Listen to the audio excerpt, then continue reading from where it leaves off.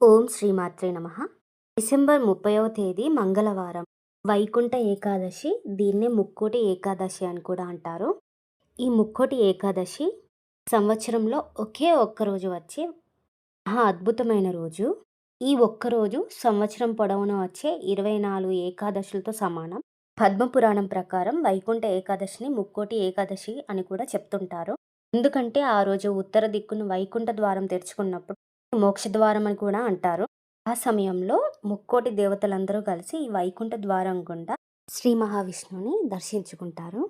మన ముక్కోటి దేవతలందరూ కలిసి జరుపుకునే ఏకైక ఏకాదశి ఈ వైకుంఠ ఏకాదశి. ముక్కోటి ఏకాదశిగా చెప్తారు.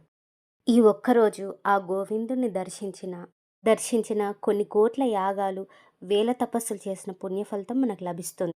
మనకు వైకుంఠ ప్రాప్తి కూడా కలుగుతుంది. చిన్న తులసి దళం సమర్పిస్తేనే ఆ స్వామి ఆనందంతో పొంగిపోతారు. అలాంటిది నేను చెప్పిన ఈ పనులు చేయడం ద్వారా గోవిందుడు మీకు సంతోషం, ఐశ్వర్యం, ఆనందం కటాక్షిస్తారు. రోజు ఈ చిన్న మంత్రం జపించండి. శ్రీ వైకుంఠ నివాసాయ శ్రీ శ్రీనివాసాయ విష్ణవే వేద వేదాంగ రూపాయ మాధవాయ నమోస్తుతే. దీన్ని 3 సార్లు జపించండి. వైకుంఠ ఏకాదశి రోజు వెంకటేశ్వర స్వామి గుడికి వెళ్ళి ఉత్తర ద్వారం గుండా స్వామివారిని దర్శించుకోండి.